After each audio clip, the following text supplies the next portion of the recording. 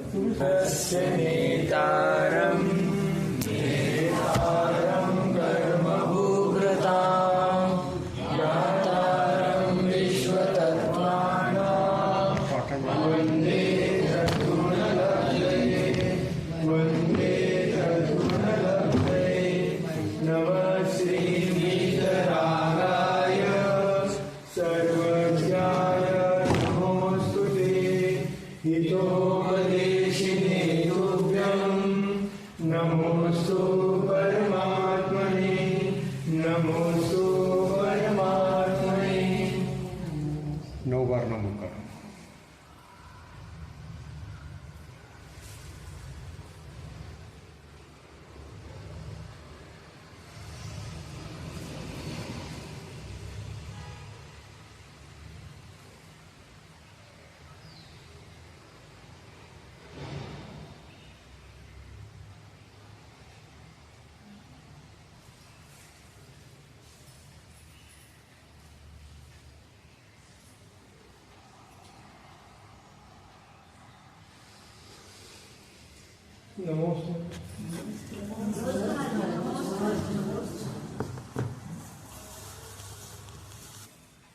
चार अनुयोग हैं, प्रथमानुयोग, करणानुयोग, चरणानुयोग और द्रव्यानुयोग।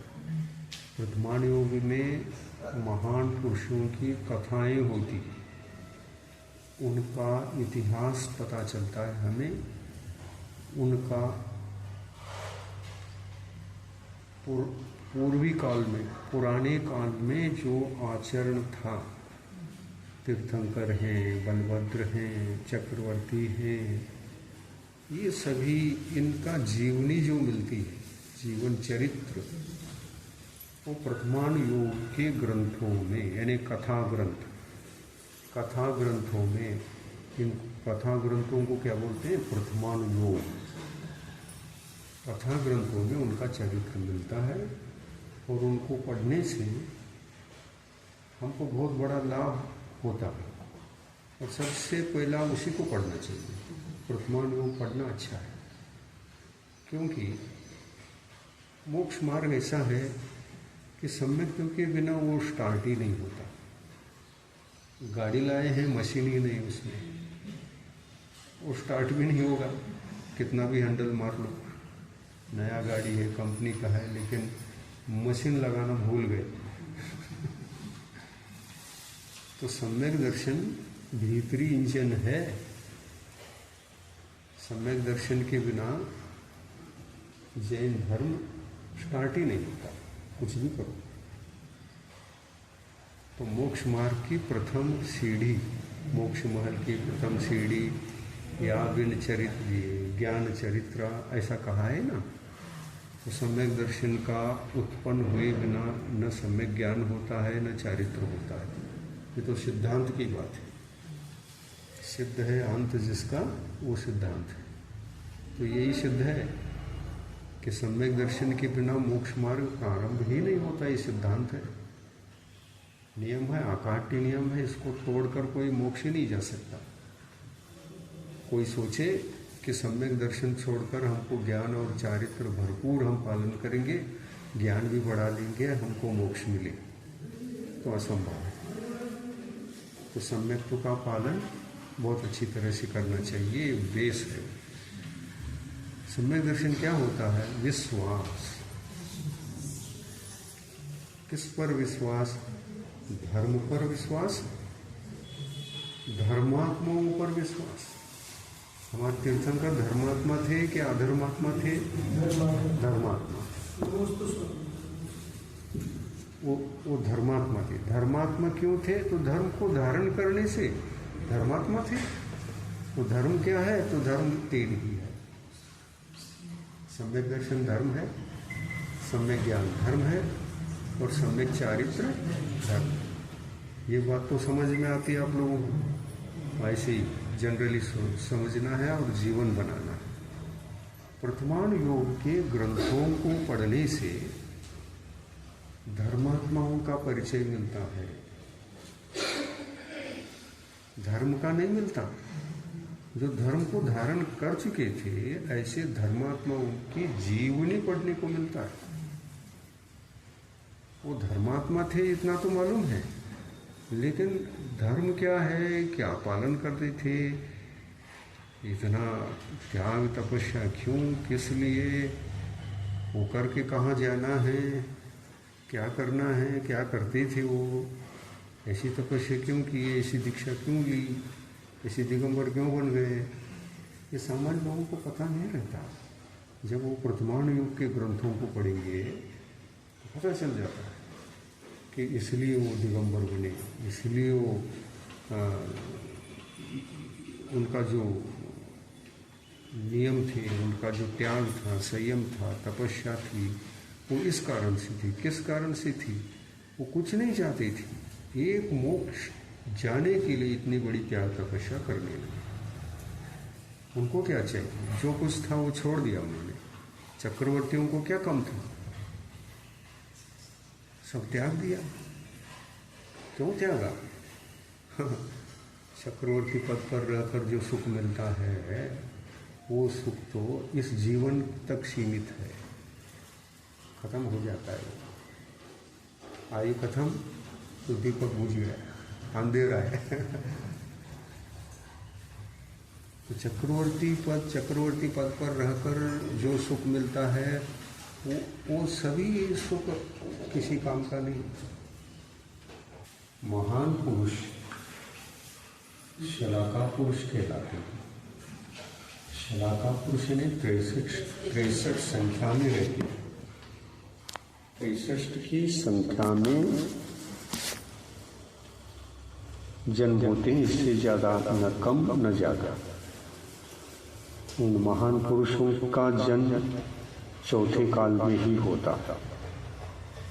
काल कितने हैं? 12 है, उसमें चौथा काल महान पुरुषों का जन्म काल कहलाता है। तो ऐसे महापुरुषों का जो हम चरित्र पढ़ते हैं, जिन ग्रंथों में उनका चरित्र आता है, उन ग्रंथों का नामकरण किया गया है प्रथमानुयोग ग्रंथ।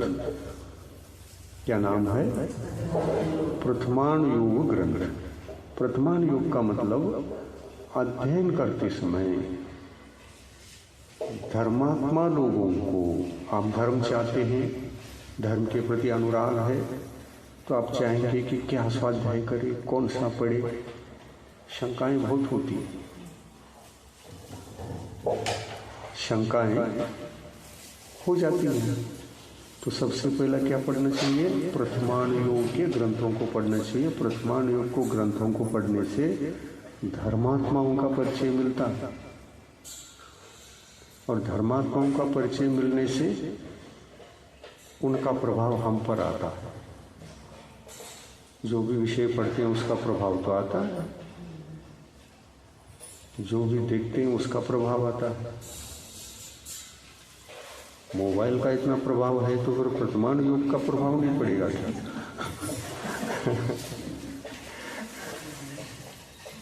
पड़ता है। वर्तमान युग भी ग्रंथ है, वो भी मोबाइल की तरह कुछ न कुछ अपना प्रभाव रखता है। तो ये ग्रंथ पढ़ने के लिए जो कोशिश करता है उनको धर्म की शुरुआत हो जाती है। उनको पढ़ने से धर्म का धीरे धीरे परिचय मिलता है और उनके बारे में हम चिंतनशील होते हैं। अरे चक्रवर्ती को इतना सब कुछ था, क्यों छोड़ दिया? ये शंका होती थी, शंका का निरसन हो गया। क्यों छोड़ा? मोक्ष पाने के लिए, शाश्वत सुख पाने के लिए। तो शाश्वत सुख का मतलब एक बार मिला तो मिटेगा नहीं, उसी का नाम मोक्ष सुख। तो मोक्ष जाना नहीं होता, मोक्ष प्राप्त करना होता। मोक्ष से बाहर नहीं है, मोक्ष बाहर की वस्तु नहीं है, अपने आत्मा में ही है। मोक्ष कैसे होता है? तो कभी शरीर न मिले जीव को। शरीर क्यों मिलता है? कर्म बंधते हैं और शरीर दिलाते हैं। पाप पुण्य दो ही कर्म हैं, उसमें आयु कर्म पुण्य रूप भी है और पाप रूप भी है। आयु 4 प्रकार की होती है। हमको जो आयु मिली है वो मनुष्य आयु है। तिर्यंच प्राणियों को, मक्खी को, चींटी को, मेंढक को, हाथी को, बंदर को इत्यादि जितनी भी वैरायटी की तिर्यंच हैं, इनको जो शरीर मिला है वो तिर्यंच आयु है। तिर्यंच आयु के उदय से तिर्यंच शरीर में जन्म लेता है। वहां जाने से पहले यहीं पर मनुष्य आयु खत्म होने से पहले मनुष्य तिर्यंच आयु को बांधकर तिर्यंच गति में जन्म लेता है। ये तो अनादिकाल से चल रहा है, सबका चल रहा है। आपका भी रुकने वाला नहीं, कहीं ना कहीं जाने वाले हैं। कहाँ जाना है? 4 गति में से एक गति में जाना है। मनुष्य है, या तो मनुष्य बनना पड़ेगा, नहीं बन पाए तो देव बनना पड़ेगा, वो भी नहीं बन पाए तो तिर्यंच गति है ही, और वो भी नहीं बन पाए तो नरक तो अवश्य है। कहीं तो जाना जाना आना जब तक हम लोगों का, हमारी आत्मा का है, तब तक संसार है। और ये आवागमन मिट गया तो मोक्ष। न जन्म लेना, न मरण करना, न जिंदगी जीना, न सुख न दुख। सुख का मतलब कौन सा सुख? छोटा सा, जिंदगी भर का। एक जिंदगी के लिए जो मिला मिला, खत्म हो गया हो गया, अब जाओ। वहां पर जाकर के क्या जीना है? वहां भी सुख और दुख दोनों जीना है। सुख है तो दुख भी रहेगा, दुख है तो सुख भी रहेगा। इसी का नाम संसार है।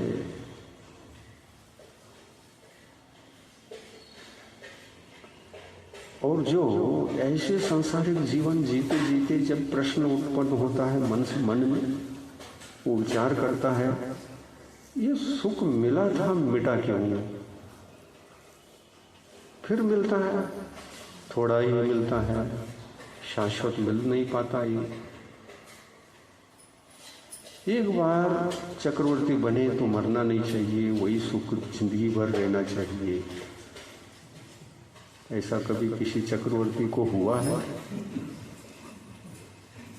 कि चक्रवर्ती बनकर जन्मे, भरत के रूप में जन्मे और आज तक भरत बैठा है, राजगद्दी पर चक्रवर्ती है और ये मरण करने वाला भी नहीं है, अनंत काल तक रहने वाला है। ऐसा कभी का किसी का हुआ है क्या? आपका हो सकता है अगर सोच रहे हैं तो। पर जी की देखना पड़ेगा। जब मरण काल आता है तो थोड़ी सी आयु लंबी कर दो, और आपके हाथ में है क्या? नहीं है। किसी के आयु को लंबा भी नहीं कर सकते, छोटा तो हो सकता है, यहाँ लंबा नहीं कर सकते। देखो कैसे सिद्धांत उल्टा, छोटा तो कर सकते हैं और लंबा नहीं कर सकते। दुख की बात है ये तो। न छोटा कर सकते न लंबा कर सकते, ऐसा दोनों बात होती तो फिर भी ठीक था, समान। छोटा करना समान, लंबा करना कठिन। थोड़ी सी बीमार पड़ गई, ज्यादा बुखार आया, आप चले गए, आयु लंबी थी। अभी हम 60 साल तक का जीवन जी सकते थे, पर बुखार आया तो ऐसा आया कि क्या कुछ भी होता चला गया। मलेरिया के बाद और कुछ और कुछ और कुछ, बहुत कुछ हो गया और बीच में चले गए। तो 60 साल की उम्र लगभग अगर थी किसी की, तो 15 साल में जा सकता है, 10 साल में जा सकता है। जन्म लेने के पश्चात तीव्र बुखार आया और सिर पर चढ़ गया, कुछ हो गया, बचपन में भी जा सकता है। तो 60 साल की जो आयु थी वो कहाँ चली गई है?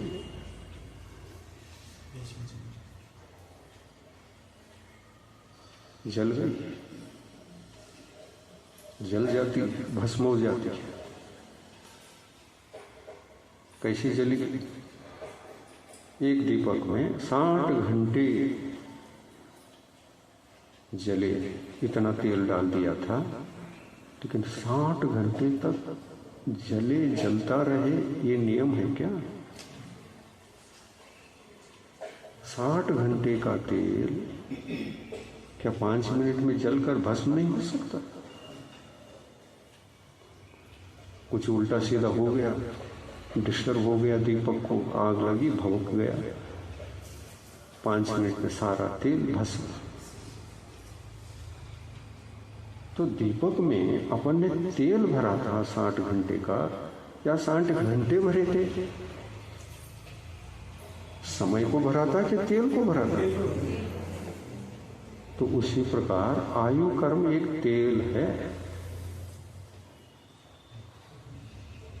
आयु कर्म के जो निशिक हैं, यानी परमाणु हैं, पुद्गल परमाणु, हमारे जीवन जीने के काम में आते हैं।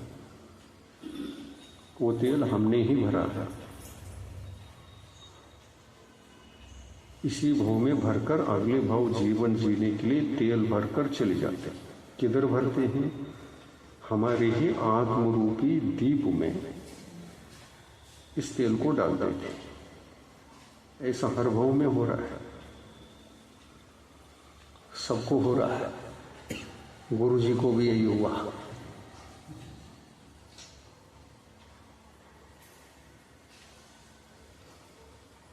तेल भर के आई थी, नहीं, तेल खत्म हो गया, थोड़ा सा बचे था, बहुत कुछ क्रम से जला और लाश में भभक गया थोड़ा।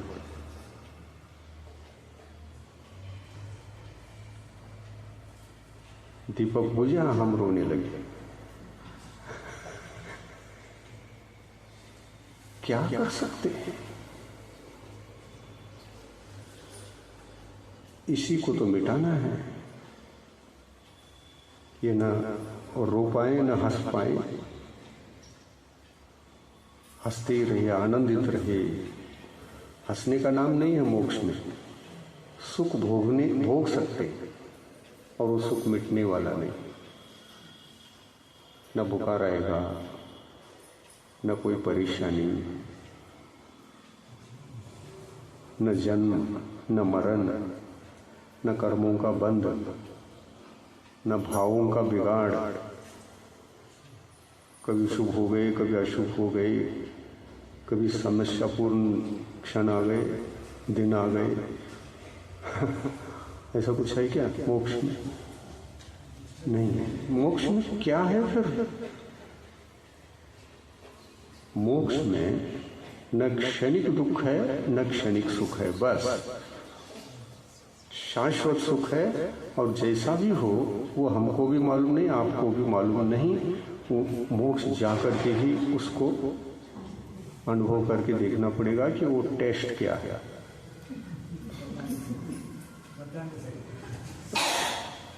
अरे आप तो शक्कर, गुड़ इत्यादि खाए हैं इसलिए बता सकते हैं। जिन्होंने देखा भी नहीं, खाया भी नहीं, केवल कहानी सुनी है कि शक्कर ऐसा होता है, गुड़ ऐसा होता है, वो बता सकेगा? तो उसके लिए क्या करना पड़ेगा? बताना, खाना ही पड़ेगा। खाए बिना तो पता ही नहीं चलता, उसका अनुभव मिलता ही नहीं। तो मोक्ष प्राप्त करने से पहले मोक्ष सुख किसी को मिलता नहीं। वो क्या प्रसाद है? जरा काट करके ले लो, फिर बाद में खरीद लो। ऐसे बाजार में चलता है, आम के टुकड़े रखते हैं, वो आपूस आम के। आपको टेस्ट लगा तो खरीदना, नहीं तो नहीं खरीदना।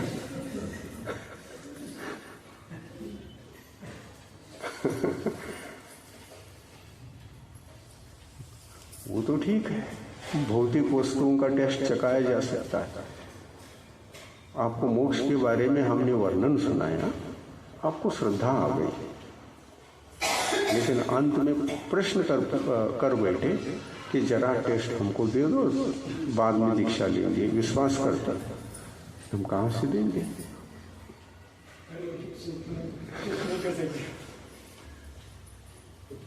मोक्ष का टेस्ट किसी को दिया नहीं जा सकता। नहीं, लोग कहते हैं ना स्वर्ग कैसा है बताओ। अरे स्वर्ग का भी ऐसा ही, स्वर्गीय सुख का भी एक समय के लिए भी आप टेस्ट नहीं ले सकते। है सांसारिक सुख, ले नहीं सकते, इस जन्म में तो नहीं ले सकते। तो इसके लिए क्या करना पड़ेगा?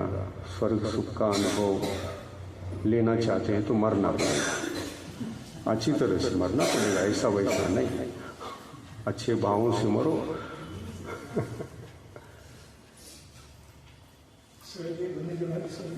तो मरने पर ही स्वर्गीय सुख का अनुभव कर सकते हैं, मरण से पहला तो नहीं हो सकता।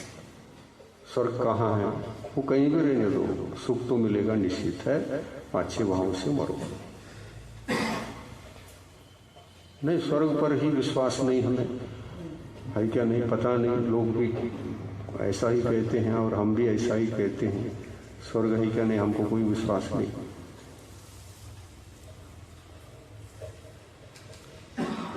तो यदि नहीं है तो महान पुरुष क्या झूठ बोल करके उपदेश देके चले गए? स्वर्ग है, नरक है, इससे बचो, आलतू फालतू बातें करके चले गए। उन पर विश्वास करोगे नहीं? विश्वास तो करना पड़ेगा। काय को झूठ बोलेंगे वो? उनको क्या स्वार्थ है उसमें? हमको क्या बिगाड़ने चाहती थी क्या? झूठी झूठी बातें करके चली गई, नरक है, स्वर्ग है, और हमको मरने दम तक कुछ दिखा नहीं है।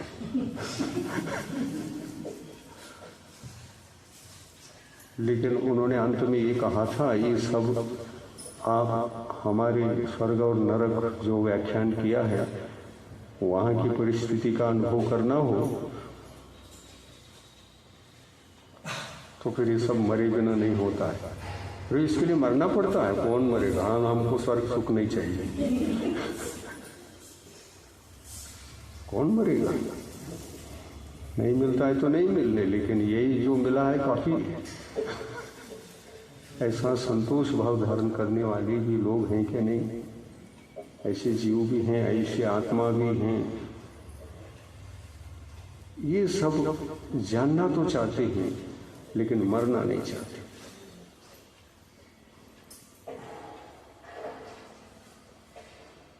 मरना नहीं चाहते। लेकिन हम लोग जैसे हैं कुछ लोग, हम मरना भी चाहते हैं और जानना भी चाहते हैं। हमको मोक्ष सुख के ऊपर, शाश्वत सुख के ऊपर विश्वास है। क्यों विश्वास आ गया? महान पुरुषों ने कहा है कि मोक्ष सुख इस प्रकार की त्याग तपस्या से, रत्नत्रय को धर्म धारण करने से मिलता है। हमको विश्वास जम गया तो अपन ने कहा कि क्या करना पड़ेगा? मरना पड़ेगा। मरण का शर्त है। हाँ बिल्कुल, मरण का शर्त है। कैसे मरना? तो कहते पंडित पंडित से मरना, पंडित पंडित मरण करना। ये क्या होता है? तो मरने की एक पद्धति होती है, और क्या होता है? मरो तो ठीक ढंग से मरो। मरने की एक पद्धति है। ऐसी कितनी पद्धतियां हैं? तो कहते हैं वो 5 प्रकार की पद्धति है। पहली पद्धति बिल्कुल गलत है, जिसको बाल बाल मरण कहते हैं। और बाकी शेष पद्धतियां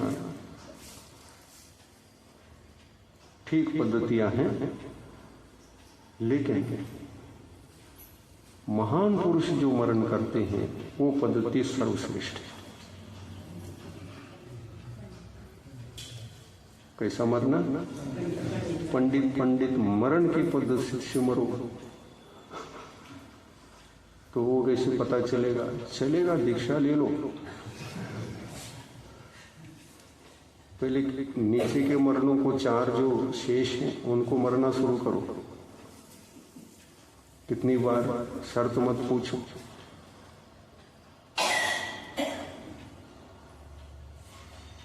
लेकिन एक बार तो कम से कम मरो।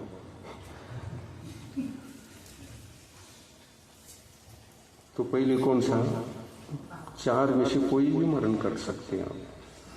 जरूरी नहीं कि आपको बाल मरण करना है या बाल पंडित मरण करना है या पंडित मरण करना है।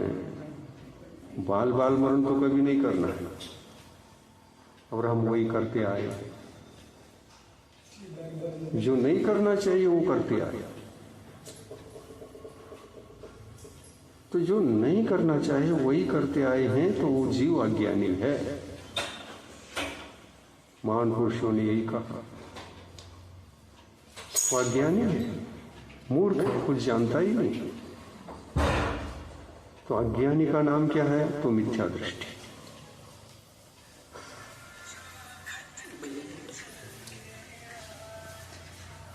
क्या कहा उन्होंने? अज्ञानी कौन? मिथ्या दृष्टि अज्ञानी होता है। ये मिथ्या दृष्टि क्या होता है? जो अज्ञानी है और अज्ञानी के जो आचार विचार श्रद्धा ज्ञान आचरण जो भी होता है वो खोटा होता है।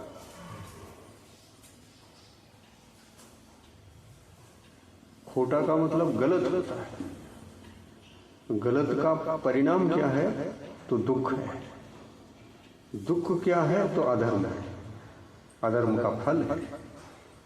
अधर्म क्या है? तो खोटा श्रद्धा, खोटा ज्ञान, खोटा आचरण, ये खोटा ही खोटा है। आप रोड से अपने 2 व्हीलर साइकिल मोटर गाड़ी जो भी चला रहे हो, खोटे ढंग से चलाओगे तो उसका परिणाम दुख है क्या सुख है? दुख है। एक बार चला करके गिर भी गए, हाथ टूटा, टांग टूटा, तब तो विश्वास आएगा कि खोटी तरह से चलाने का परिणाम ये होता है। अनुभव तो आएगा, और तब कहीं जाकर के आप सुधरोगे कि ऐसा चलाने का परिणाम ये होता है और चलाना नहीं चाहिए। आप अपने बच्चों को भी समझा देते हैं ऐसा नहीं चलाना। चलाते चलाते जिंदगी समाप्त हो सकती है ऑन द स्पॉट, फिर भी विश्वास नहीं करता। लेकिन जब एक बार गिर पड़ता है, चोट लगती है, दुख का अनुभव करता है, तो सावधान हो जाता है।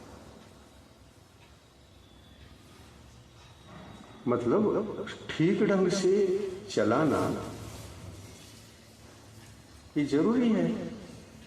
पर कभी व्यक्ति गिरा ही नहीं तो उनको दुख का क्या मालूम है? गिरने का दुख क्या होता है कुछ भी मालूम नहीं। तो एक बार गिरो, पता चलेगा। गिरने पर भी व्यक्ति बचता है।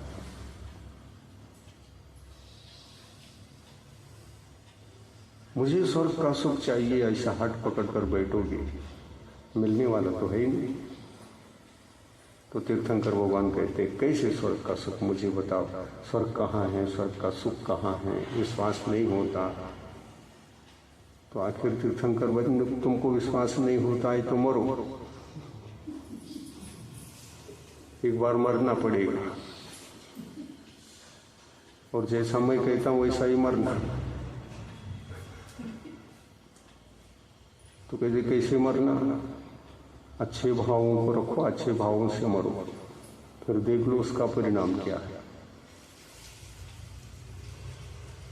आंख मीचकर आंख खोलते ही उस सुख का जीवन जीते हुए मिलोगे अपने आप।